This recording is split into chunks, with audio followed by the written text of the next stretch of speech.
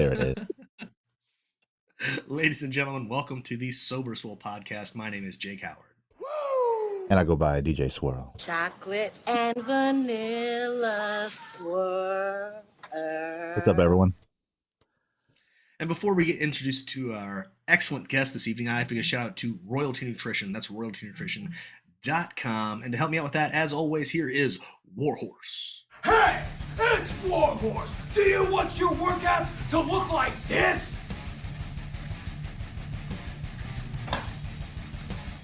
Or do you want your workouts to slay?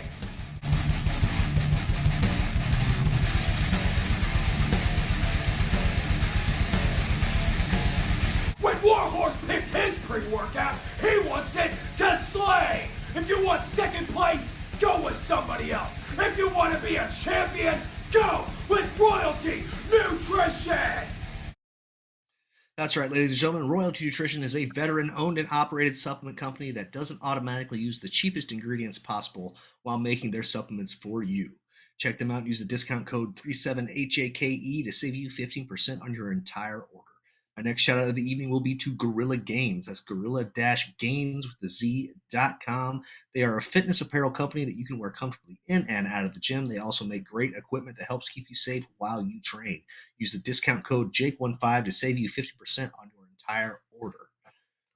DJ Squirrel, tell them about the Buy to Buy Empire. If you find yourself shopping in-store or online and you don't have the time, towing, or the muscle to move it, give us a call at Buy to Buy. That is BUYTOBYE. We give you peace of mind from the time you buy until the time we say goodbye. That's with on-demand delivery, moving, staging, TV mounting, and assembly. This is the content creation side of the business. This is Buy to Buy Studios. We do creative consulting, remote content creation, and post-production. So if you have an idea for a show, or if you have already a brand that you would like to elevate, hit us up, let us know. High quality, low stress, always remote controlled. Jake, who we got tonight? Ladies and gentlemen, tonight on the show we have Dr. Megan Johnson McCullough, owner of Everybody's Fit in Oceanside, California. She is an elite NASM trainer, master trainer, pardon me. She's a world champion natural bodybuilder, fitness model, and author of 6 books with 2 more on the way. She has an app called FitPace for persons in addiction recovery for using fitness in the program. She holds a MA in physical education and health and science and is certified from the National Academy of Sports Medicine and the National Exercise and Sports Trainers Association, a certified group exercise instructor by the Aerobics and Fitness Association of America, an aqua, cycle, yoga, and Zumba. She is a corrective exercise specialist, drug and alcohol recovery fitness specialist, fitness nutrition specialist, senior fitness specialist, wellness coach, lifestyle and weight management specialist. Good God, you kicked my certifications right in the damn teeth. I've been training and coaching for a long time. You just got me just handled over here. So, you reached out after I did my friend Heather's Wellness Wednesday. And you're like, I would love to talk about my app. So I downloaded it and I was messing around with it and I really enjoy it. How did you come up with this idea to get this app put together? Well, first of all, thank you for having me tonight. And so I did my research study for my dissertation on the influence of exercise on alcohol use disorder. And from it, I was able to develop the PACE method, which is called Proactive Awareness Controlling Excess. So we know the benefits of exercise for substance abuse recovery and addiction and for the general population. But we also know that one addiction can be replaced with another. So it's about controlling the excess and using exercise in a healthy and proactive way before it becomes just another form of replacement therapy.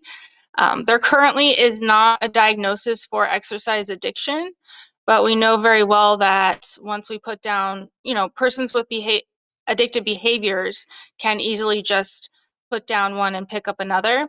And so my app incorporates all of the different themes that I found for my study, where you can connect with other users, which is kind of like that NAAA group meeting, or you can just, work out on your own. It's a it's a structured program tailored to what your exercise goals are and needs are based on your level, or if you want to gain strength, or if you want to lose weight, or if you want to do a little bit of both. So right now, the app is available for anyone in recovery who wants to incorporate exercise as a tool, not to replace any other form of therapy, but to complement it. And then the general population can use it too. Yeah. So, how did you go about developing it? Was this your exercise portion? Is this stuff that you'd already written out, or is this all based on your pace method, the workouts that you worked in? Well, the workouts are based on the OPT model, which goes back to NASM. So you have the different phases of training. So you have endurance, then you have strength, and then you have power. So there's kind of 4 to 6 week training periodization that goes on. And the app is kind of designed in that way. Like, you wouldn't know that that's taking place, but from the beginner, intermediate, and advanced levels, the sets and repetition and the amount of weight you use would vary based on what stage or what your fitness level is. And then there's different modifications you can do too, based on, everyone's got aches and pains and different needs for different accommodations. That's excellent. No, I was looking at this, and I never got looked into developing an app myself, but I like this a lot. I like your your layout and your format. It's really, I think it's really easy for people to use. It's really easy, and also from my study, we know that exercise influences your mood. And so it does, you track every time you log in, you say how you're feeling. Every time you log in, you say, are you sober today? So then you can see the statistics and like a visual representation of your progress, right? Like, if you know that you have to be accountable to saying, okay, I'm sober today and I'm going to exercise, then it's something that you use to sustain, maintain, and hopefully terminate whatever substance that you're using. So that's the point. And I mean, because exercise influences how you feel, maybe you log in and say, I'm not, your mood is poor, right? But then by the end of the workout, hopefully it has improved. Okay. Well, it's you brought up trading addictions. That was one of our first episodes that we did, because I've said for a long time that bodybuilding saved my life. Because when I finally had my my come to God moment, and I finally looked myself in the mirror, and I was like well over 300 pounds, and I'm not a tall man, so I was a ball. Um, so I in a way definitely traded my addictions, and it really drove me into my career in coaching, actually. But I can definitely see where the obsession can go a little bit too far. How do Right. you manage that within yourself? Since Well, I am the daughter of an alcoholic, so I definitely have the gene. My mother passed away. I mean, she was powerless to the disease. And so I definitely don't do anything in my life in moderation. It's all about excess. You can see all of my accomplishments and achievements, right? So I've propelled everything into what could be deemed as a healthy outlet, right? But even something like bodybuilding can become unhealthy when there's certain criteria for diagnosis if you are, let's say, an alcoholic or addicted to a substance, right? But that same criteria can very well apply to exercise. It's just considered a behavior, not like the only behavior that has a diagnosis is gambling. But I mean, you can okay, become addicted to anything. I mean, you could become addicted to knitting. And so so if you're injured and you're continuing to work out or train despite that injury, if you're taking time away from, your loved ones or relationships, if it's interfering with your personal life in that way, there's different things, if you're taking time away from, like, you take time to arrange and schedule and prioritize and get to all these classes and all these training sessions. So it kind of manifests and it becomes more and more and more. So it's like someone who starts out on the treadmill at 10 minutes, then in 2 weeks they're up to 45, and then it just keeps going. And then it's just like you come to this place in an addict's mind where you say that you can do something in moderation, but it reaches excess. So now you're pounding the treadmill for 2 hours, 5 days a week, maybe 6 days, and it just goes on and increases, and then to a point where it gets out of hand and you no longer enjoy it. And that's the part where it's like, if most alcoholics and people who their drug of choice is like, they don't even enjoy it anymore. It's just something that they have to do to get that release and those endorphins and that high. But you could see that just because exercise is a natural high, it can still become harmful to your physically and mentally. I don't really know too much about into the functional fitness world or really powerlifters and things, but I know that in bodybuilding, especially, a lot of body dysmorphia comes about, and Mm-hmm. that's something that I really did struggle with as I really slowed down and settled into my husband and father role and took my foot off the gas for a while. Mm-hmm. So, is that, and I know a lot of people really, really struggle with it, and it leads to a lot of adverse health effects versus something that was supposed to be so healthy. How would Okay. you help somebody get over like a body dysmorphia in the addiction sense? Well, for the clients that I train, I really I'm all about lifestyle change. And so bodybuilding is part of my lifestyle, where I'm not really doing this like up and down, like this cycling through this like bulking and gaining and losing weight. It's part of, for me, I'm always clean eating and I'm always training. So I don't go through this like up and down roller coaster, because food is a drug too. And so that's Mhm. where it starts to mess with you. When you say, you're bulking, well, now you're in this like eat whatever I want, you know, an excessive amount of calorie intake. And then suddenly you go, okay, well, now I'm going to make my cut and I'm going to be in prep for 6 weeks. And so, like, you're messing with your head a lot too.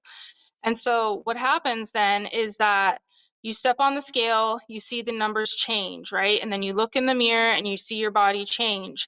And when you are stage ready, that lean, low percentage of body fat, and just, the way that you look, your symmetry and all that, that is only temporary. That is not Mhm. healthy to maintain 24/7. And so I have to teach that there's like a stage body and there's a day-to-day body, right? And what's healthy for you? What's a healthy level of body fat? What's a healthy level, so that your body can function and perform for you?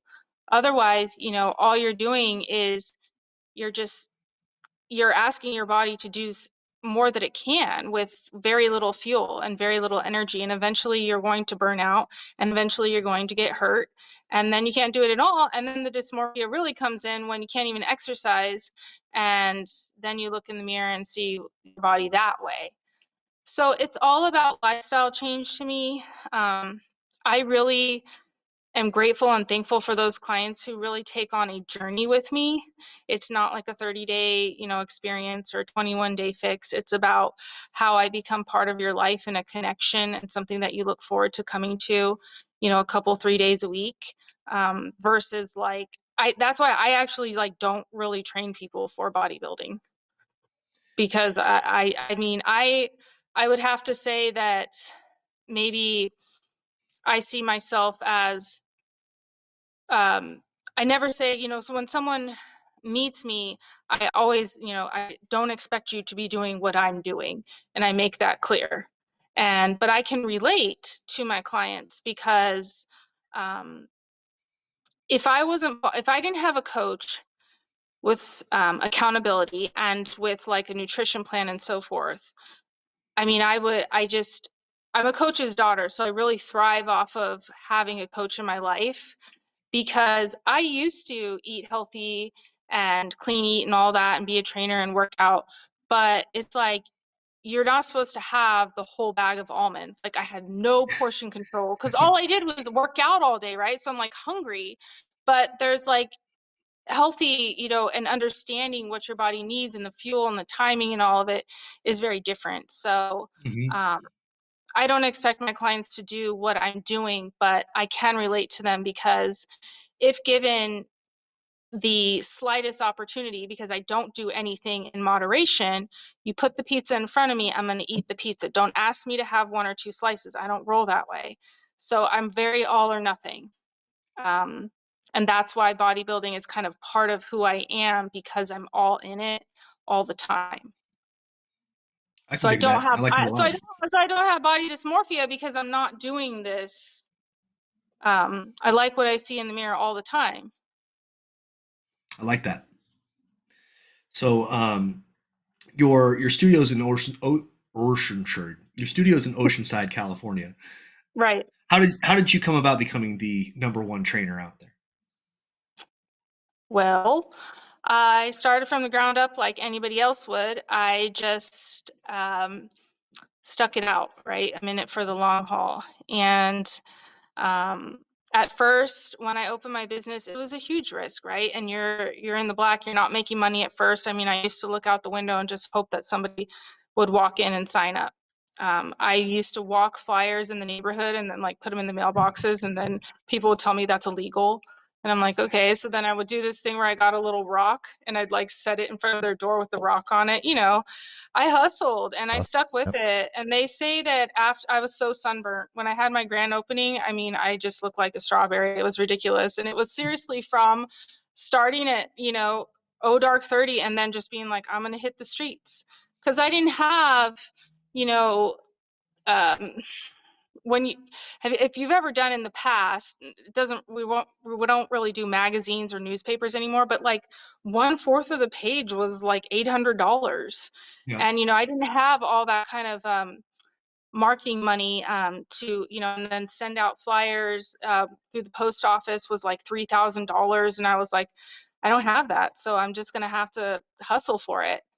And fortunately, I opened my studio in the very same city that I grew up in. So I had teachers and counselors and coaches that signed up right away, probably just to help me out at that time. But then it felt like I was giving back to the same community and people that helped me evolve to be who I was. So I just have a very diverse community that I live in that has like super supported me, and I'm changing people's lives and helping improve their quality of life every day. And um, I see pop-up gyms all the time, but it's a lot of hard work. Like, I work from sun up to sundown every day. I work 7 days a week, and I can tell myself that um, it's that all or nothing mentality. So that's what I put into my business and helping people too. And they say, after you make it past 5 years, you've done it. So I've been here for 11 years now. So Congratulations. having my own spot is like, it's crazy hard. And I've never hired someone to help me or to take on other clients, because it's not their vision, it's not their passion, and it's not their dream. And I don't know there's some people in this fitness industry who are so flaky and unreliable. Yep. And it's like, if you signed up for training for 3 months and you're a trainer at my gym, and then all of a sudden 2 weeks later, you're like, oh, I'm going to go back to school or whatever. And I just spent all this time training you, showing you the ropes, and then you quit. Well, now I have someone that I need trained for 3 months. So I can't have that. And when I did think about having someone, have like a male trainer, because that might bring more business, some people want a male trainer.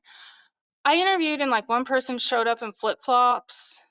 One person said, well, I'm not willing to, how many clients are you going to give me at first? And I'm like, well, we have to like market and you have to kind of hustle with Hustle me. yourself. It's, Yep. and that it just wasn't there. And so I felt like I can't do it. I just need and then the whole thing about having a business partner, okay, I've heard horrible, horrible things about that. So I never wanted to do that. So I do it myself. It's all or nothing and it's worked. So I love it. I love working hard. So I'm blessed. Yeah, that was one of the things when I was once I finally got settled about when I finally got settled up around Austin. I started working in Georgetown, Texas. That was one of my things. Whereas I before business really took off, I was working the front desk at a Gold's. I was a bouncer barback at a country dance hall, and then I was also a traveling salesman for a supplement company on top Mm-hmm. of taking on clients. And you're so right. It's one of the things. I'm sure Ryan can attest to it too. With him starting Buy to Buy, it's no one else's vision but yours, and no one's going to understand it completely like you do. And it's very and you being at your spot for 11 years is huge. That is a big deal, and really congratulations. That's amazing. Thank Absolutely. you.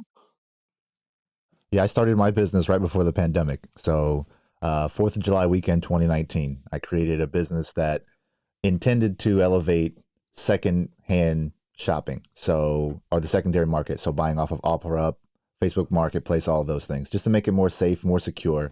And less than 6 months in, face-to-face contact went out the window. So, like, I had to change my business model overnight. And I had a lease that I was tied to for 3 years at $3,000 a month. So it was like, that's just eating away at all of the money that I was bringing in as I was super busy, but I was still winding up in the black or in the red because I wasn't able to make up for the money that my initial business plan was drawn out to do. So the money was spaced out, the marketing was all going right, and then lockdown. So it's like, yeah, that kind of thing. And when you brought up, just putting stuff in mailboxes, that seems like such an innocent marketing tactic. And they're like, no, but the powers that be want you to do it a specific way so they get their cut. And so you've got to kind of understand that everything is going against you. Everything is going against you. And they say 90% of businesses that fail because of rent. And so I had to hustle to get myself just to get out of that contract. And then as soon as I did, I landed my biggest partnership, and then my business took an entirely different direction. So, and just like literally today, we're talking to you, and you got a full ride scholarship playing basketball, correct? Yeah. I saw that you said it was in Denver. What college was it? It was at Metro State, so it's like right in downtown Denver, right across the street from where the Nuggets play, Pepsi Center. It's pretty Nice. cool. So how much is basketball still a part of your life? Well, in the respect that my dad is the winningest coach in California high school history for boys, so my pugs' names are Steve Nash and Scottie Pippen. That's dope. So it's part of my life. I grew up, and it was my escape from my mom's addiction, right? Like I threw myself into basketball in school because I didn't want to be in the house when all that stuff was taking place. But anyway, in natural bodybuilding, they have different categories, and one of the categories is sports model. And so you do a little sports routine, and then you get to like show your talent. And that's where I really incorporate basketball, and I do, little dribbling tricks, kind of like Harlem Globetrotter style. And and then I have to admit, I don't watch it a whole lot on TV anymore just because I'm at the studio all the time. The games are on, and I don't get home to see them.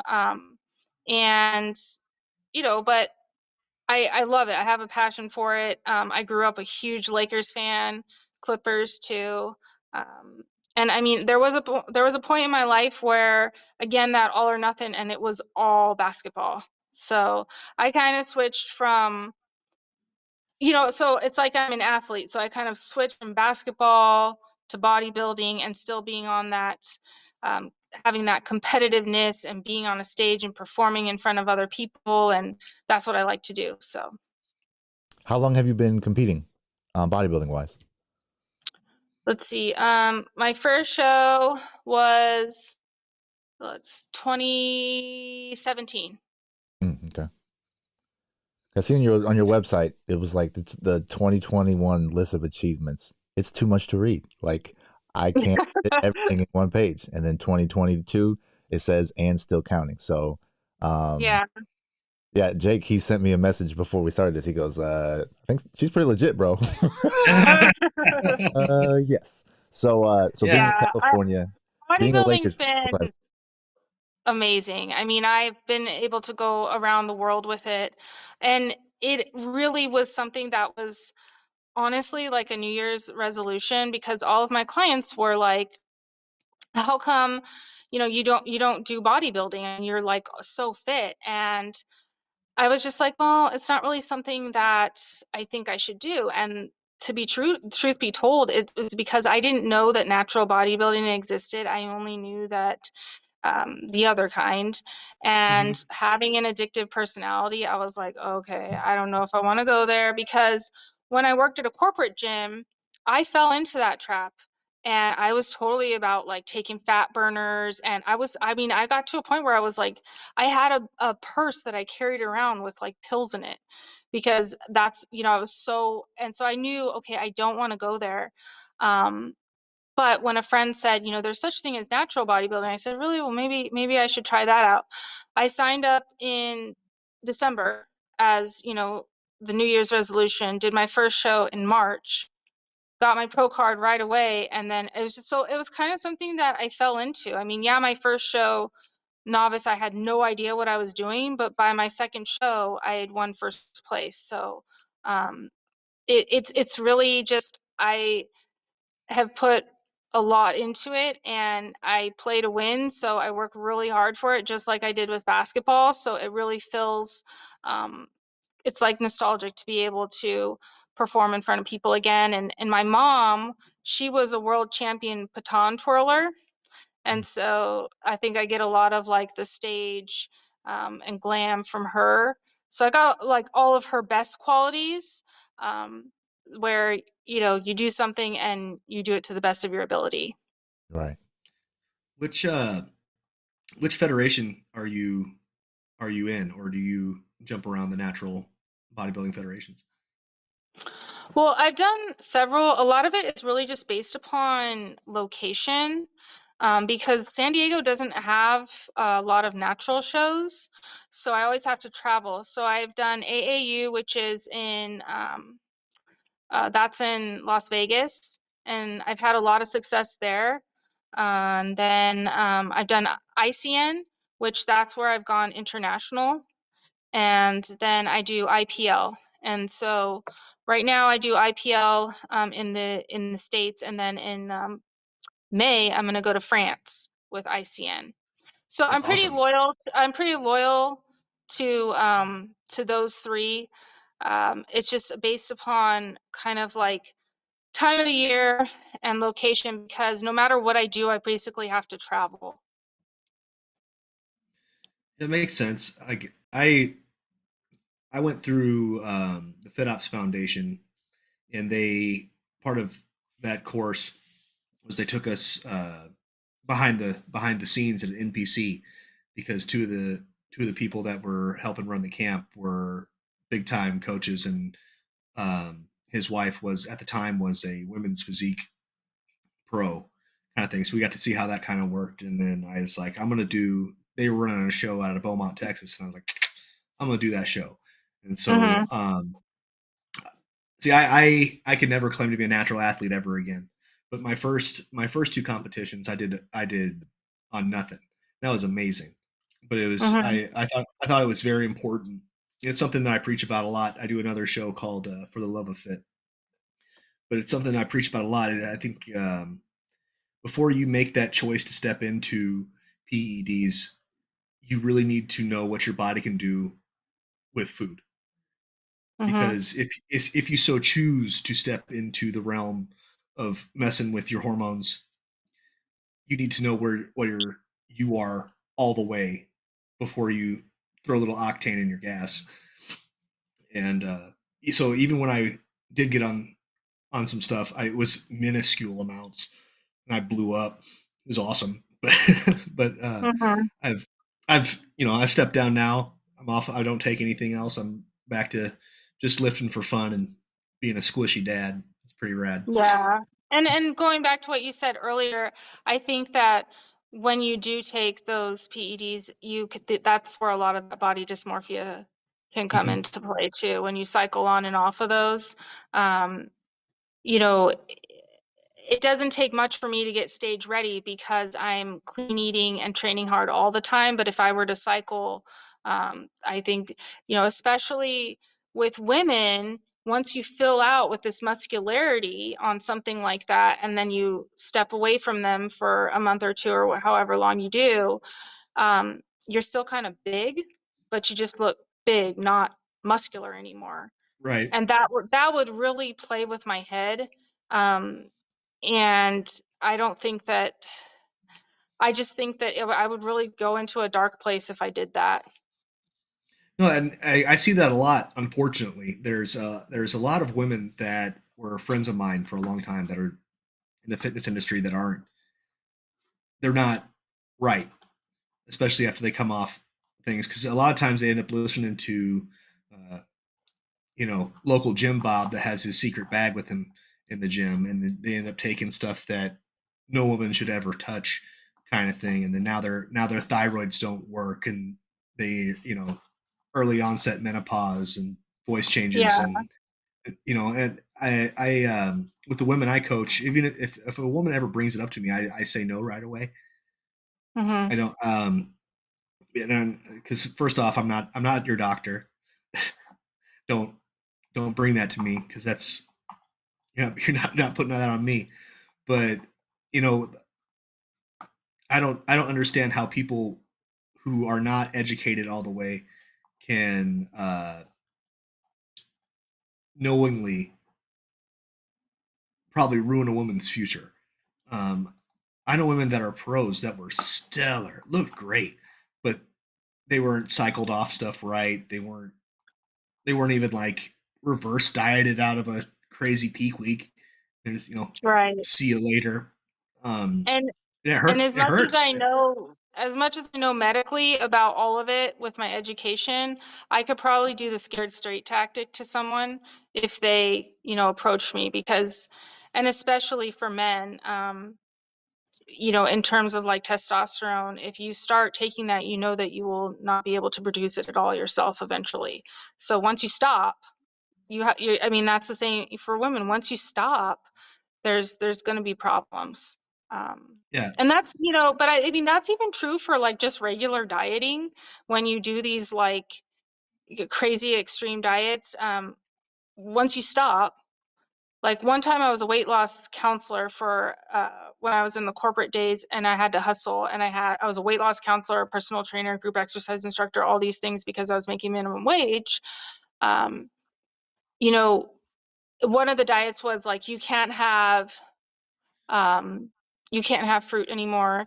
You can't, and it was like you could only have a certain amount of calories, and it wasn't even enough to you weren't supposed to exercise on it. And so I'm supposed to like counsel someone when they come in, like, oh, I have a headache. Well, that's because you're hungry, but you can have a piece of celery. Like that's not healthy. So what happens is that once you start introducing fruit again, like of course you're going to start gaining weight again. And Yeah. exercise doesn't always offset it just like you think that it would. We all know that. Like if we could burn off a Snickers bar with one bout on the treadmill, I mean, this life would be completely different.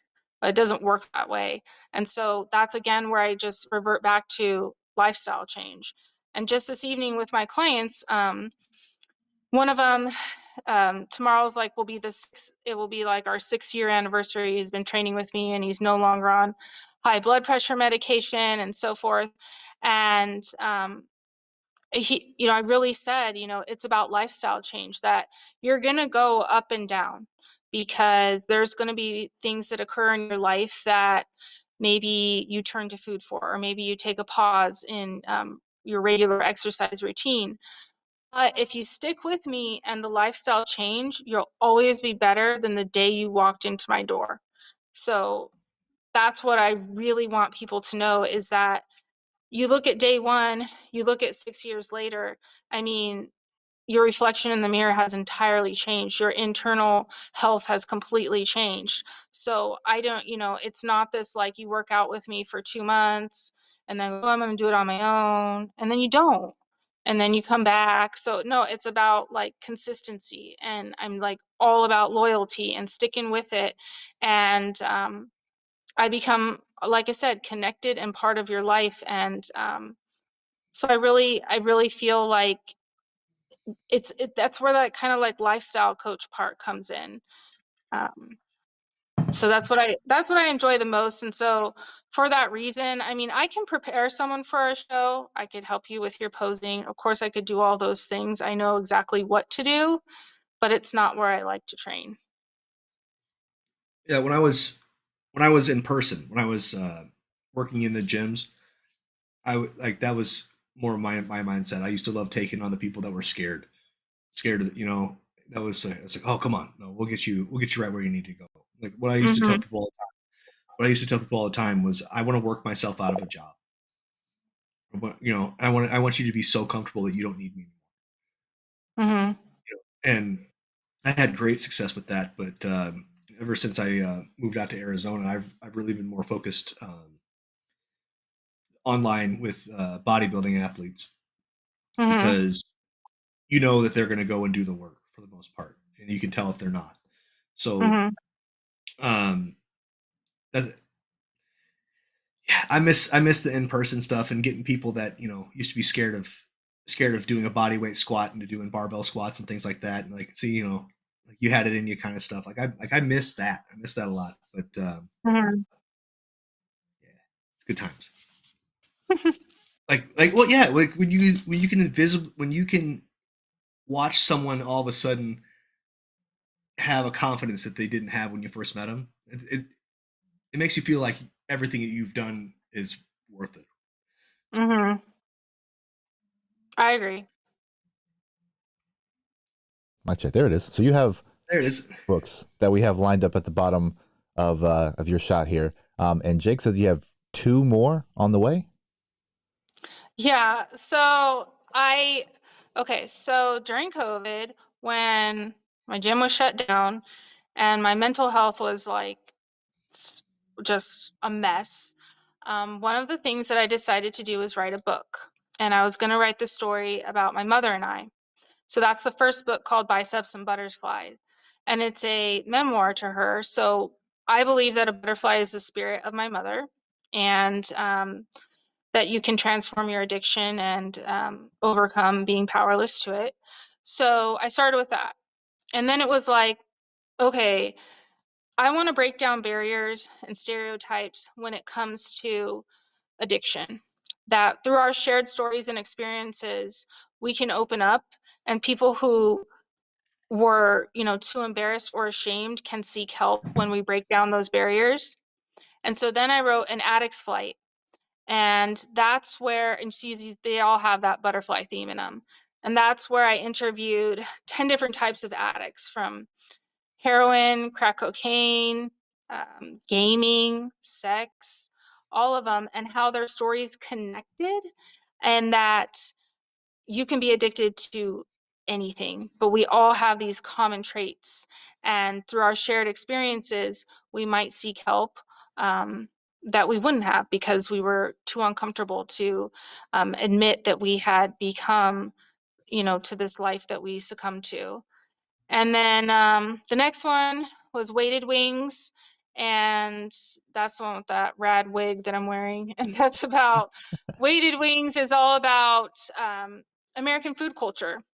And so I interviewed different people who had done like keto, paleo. Um, and then I also interviewed people who had eating disorders. So anorexia, bulimia. Then I also interviewed people who had done weight loss surgery. the gastric, the sleeve. So all of the commonalities equate to food being a drug. And again, breaking down those barriers. And the last book is Working Out of My Cocoon. And that's where I wrote 55 poems because my mom passed away at age 55. And it's just, a lot of it has to do with addiction and life. And then all of a sudden, a publisher contacted me and wanted me to write those 2 books about metabolism. And so those have over 100 recipes in them. That was quite the task.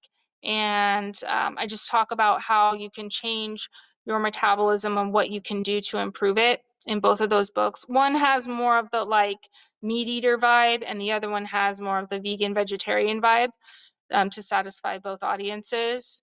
And then I did my doctorate, and all of a sudden, an academic publisher contacted me and said, "We want to publish your research." And I said, "Okay, well, that's great." But I felt like, how are you going to make that into an entire book? And she's like, "Well, do you think that you could add more to it?" And that's where I was like, okay, what can I do with all of this time and effort and energy I've done? And that's where I came up with the fit pace method. So it will be in an academic textbook, actually, to be taught to others. And then all of a sudden, because I can't do anything in moderation, I was like, okay, I have an itch to write again. And I decided to do a children's book.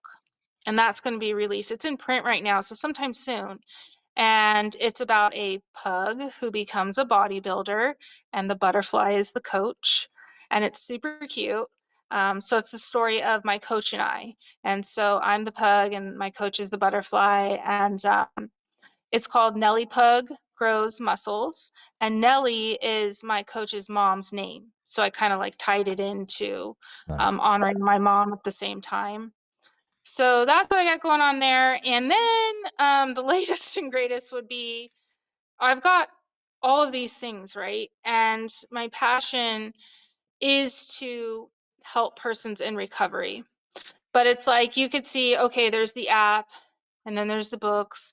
And I'm like, there's something, how can I just like put it all together? And so I was praying for guidance and direction, and what do I do? And I am developing a program that I'm calling Spread Your Wings. And it will include the app and my books. And what I'm going to do is kind of put like, it's a curriculum I put together of activities. So I haven't done this yet, so I'm putting it together now. So this is a good way to pump it, I guess. I'm going to go to women. I'm going to start with women's because the butterfly thing, I feel like that's going to be a little bit more connected there. And I'm going to go to women's recovery centers and try to sell that curriculum and activity as just a full package to the recovery center.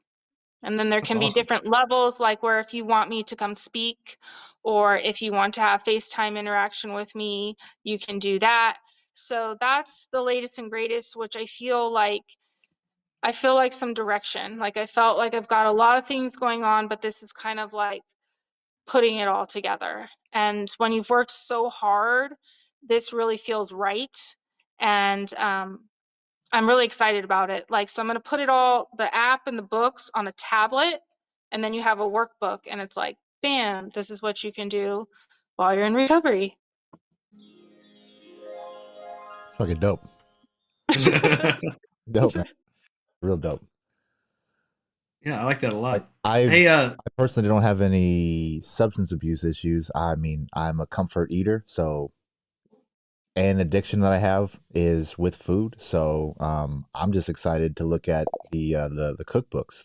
I mean, me and my wife, it's the trope. It's what are we having for dinner tonight? And then it's this, that, this, that, this, that. So it's like we have these cookbooks that are just chilling in the house. Don't use them. So Well, what's really rad about the cookbooks is that it gives you a shopping list, and the way that you follow the meal plan is totally incorporating leftovers. good. And so it's kind of like, it's all boom, like right there, you shop, and it gives you like a week's worth of things to do. So it's not making it a lot of people get stifled before they even start because it's like this whole meal prep thing. And it's like really just asking you to cook a couple things, then you kind of incorporate it into breakfast, lunch, and dinner throughout the week. So it's not this, and like the shopping list is right there. And even with that, it's like when I ask you to buy, I don't know, like paprika, right? That paprika isn't just this like one and done thing. It like applies to all the things. So it's like you're not over shopping and wasting money. That's what I think is really cool about it, to show that it's actually a lot easier than, I think a lot of people overanalyze meal prep, and it's like you don't have to do that, and you can cook for like of several, like a week at a time. It's not, you're not gonna like get E. coli, I promise. So, it's like, it's crazy. But yeah, I mean, how many people are thinking about what they're gonna have for dinner on their drive home from work? And that's where you really mess up, because it's like you're tired, you're like ready to just chill out. And you do what's fast, convenient, and easy. And then you'll try to fool yourself and say that, oh, you're making healthier choices by going to Subway instead of McDonald's. But that, you're fooling yourself. Right. So you gotta make your own food. That's the best way. I like that a lot.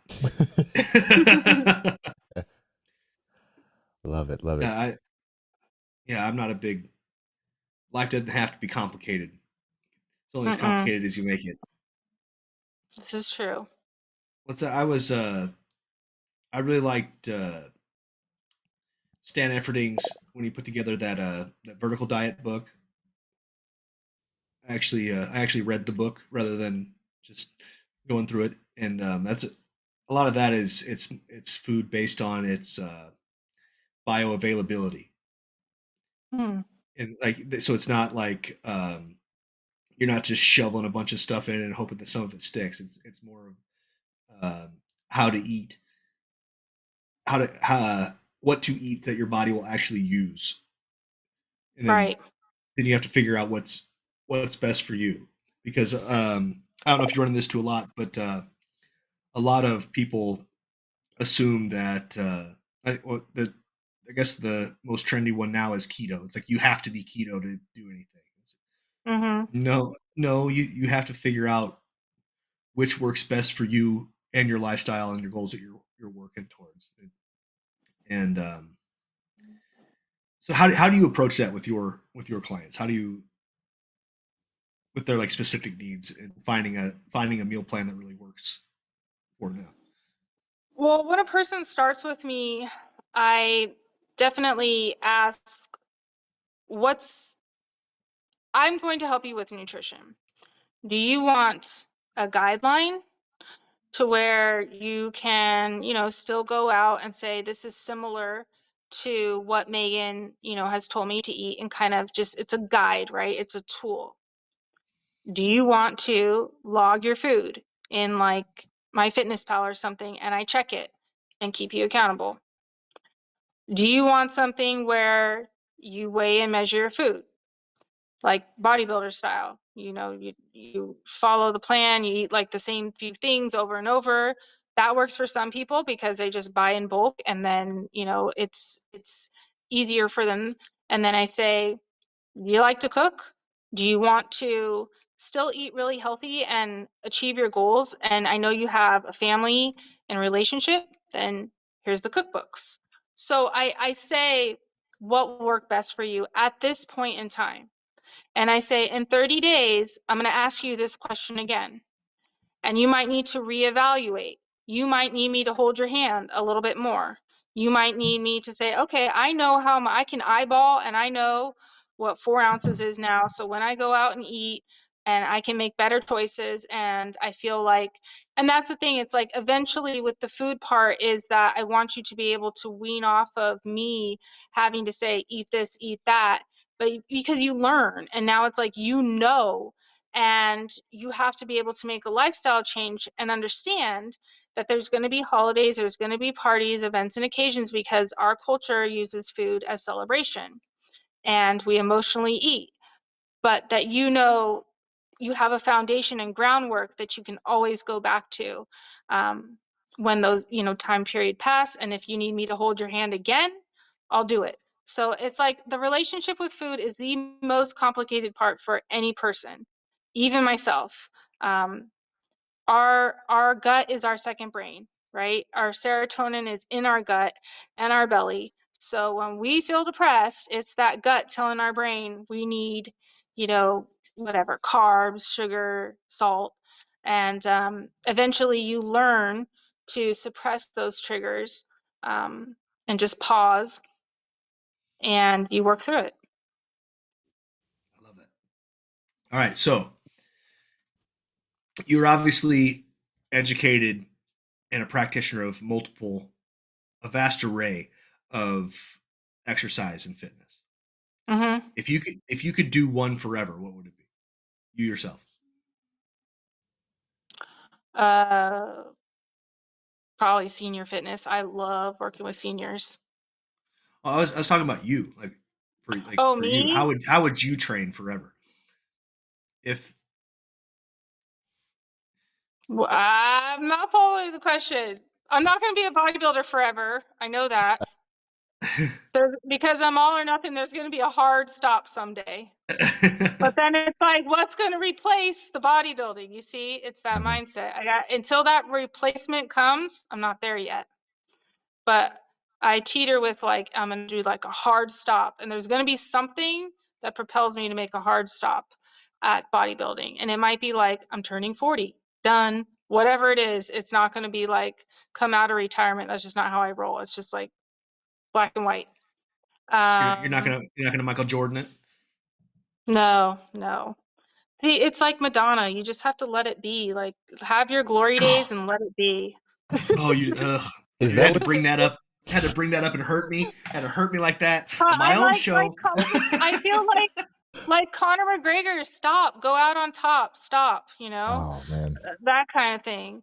But I love writing.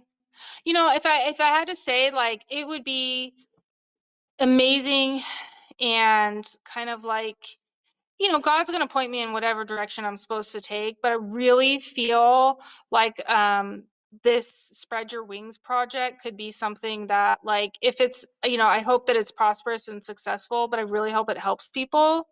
And that might allow me to have some, like, passive income, and then I could make different choices in how I spend my time. you said that very quietly. Like most income is active right now. I know what that. Very We good. would all like some passive income. Come on. No doubt. No doubt. So you're in California. You're big into basketball. LeBron just over superseded Kareem for all-time leading scorer. Do you have any stake in the Jordan versus LeBron debate? Oh gosh. Well, my husband is a huge Michael Jordan fan. We had a pug named Phil Jackson, and we had a pug named Jordan, or another dog named Jordan. So, Nice. um, I different time, different players you were playing against, um, different style of basketball. Mm-hmm. So I think it can be a little bit of apples and oranges, like when you're saying, who Kareem was playing against compared to now. It's different. Right. Um, but it doesn't take away from their greatness and them being icons. I just think that it's like comparing like Billie Jean King to like Serena Williams. It's like a different time and place. I Right. kind of feel like it doesn't, you can't. They're in their own time period. Um, and just the way, like, I don't even know. Like, the human body has changed. Look at LeBron, geez. He And is a then, you look, he's a beast. yeah. And Jordan and them weren't, I don't think they were lifting and doing some of the things that they do now, that are a little bit different. I think it was I just remember sheer athleticism. I think it's I sheer remember they made a talent. big deal. I remember they made a big deal about Karl Malone lifting weights. Hmm. He was one of Like, like the first basketball players to do it.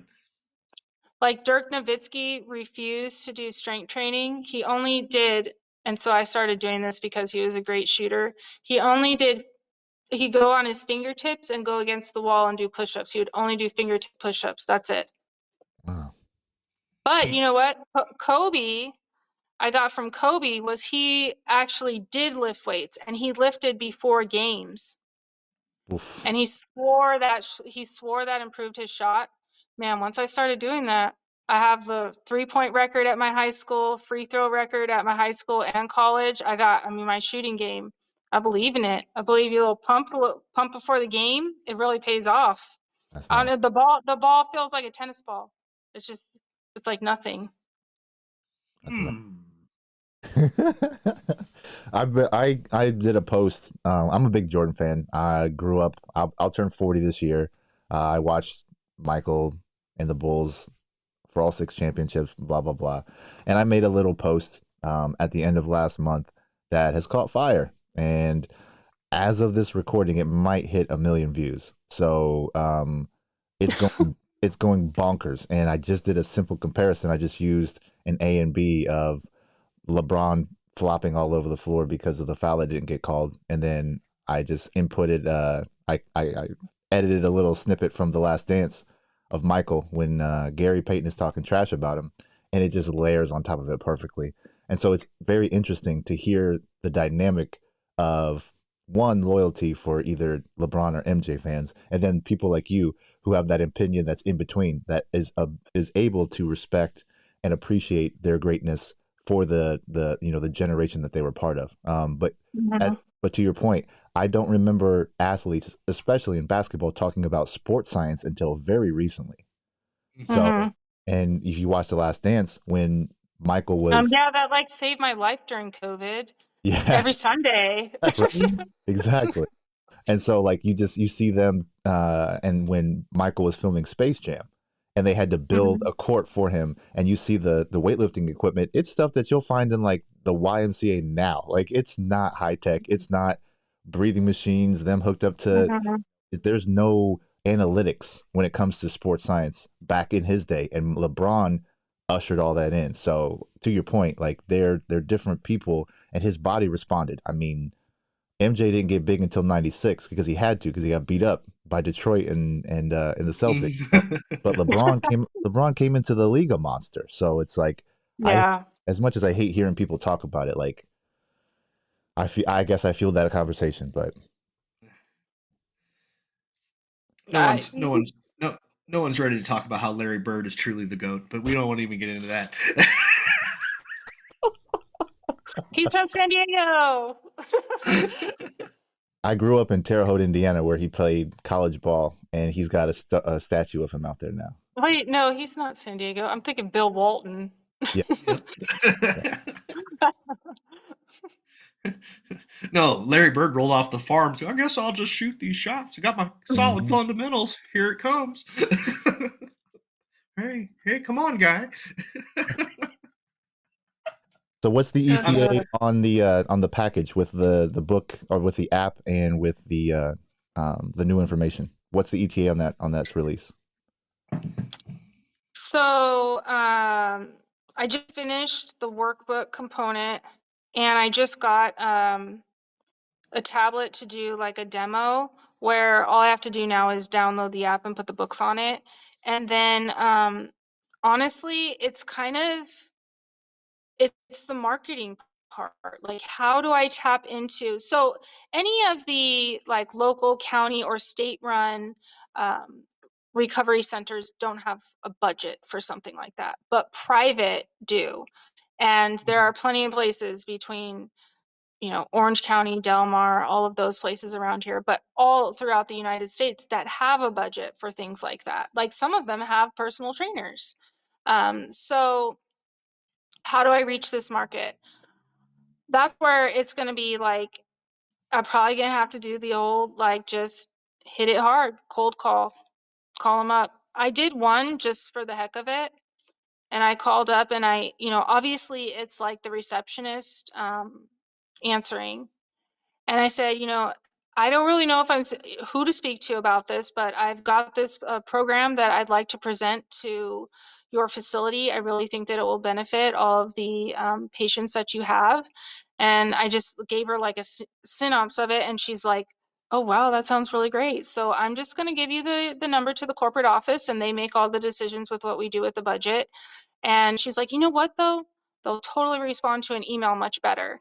And this was like so nice of her. And so she gave me the email, and then I went, okay, so what do I email them? And that's where I was like, okay, so now I gotta like make it. Now I gotta put it together, because if they were like, okay, let's meet on Friday, I'm like, oh God, what do I, so now I'm like, okay, now I have the tangible tool to like bring and show and step my game up, and I'm not scared. I mean, what's the worst they can say? No. I mean, I've already paid for the app. I've already paid all this money for the books I've written and everything. And now it's putting it to use. And now it's like reaching the population I want to reach. Um, so there's really no risk involved, because if you say no, then I'll just move on to the next one. That's great.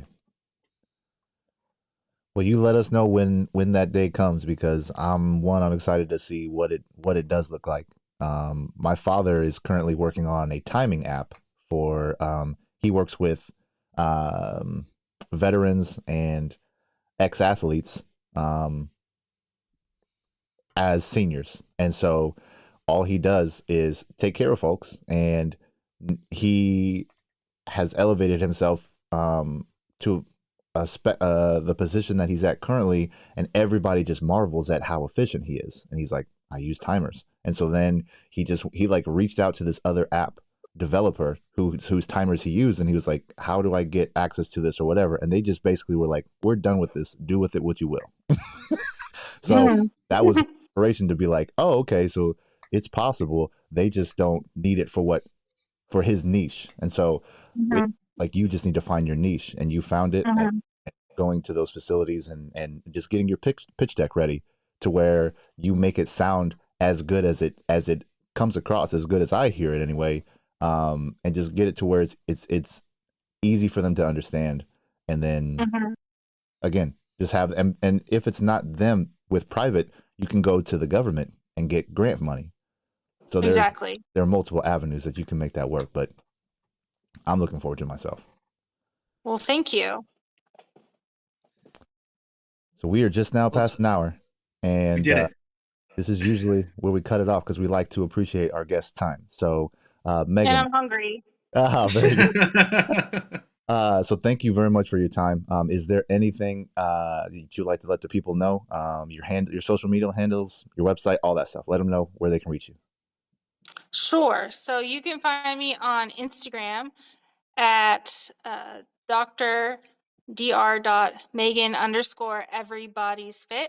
My website is everybody'sfitoceanside.com, and that has links to everything, my app, my books, and I'm able to reach any audience, so you can train with me online or in person. So I'm available to help you. And like I say, I work with all levels, all ages, all abilities.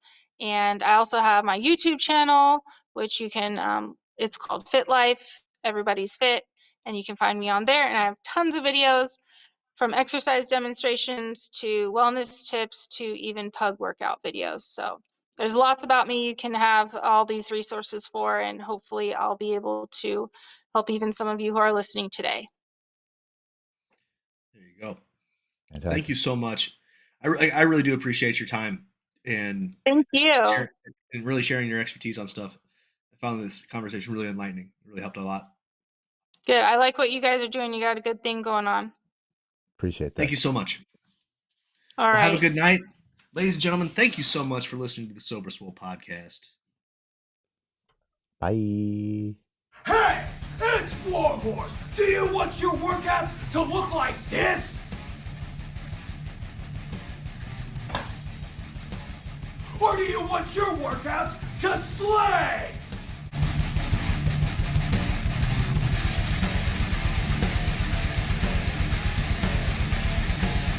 When Warhorse picks his pre-workout, he wants it to slay. If you want second place, go with somebody else. If you want to be a champion, go with Royalty Nutrition.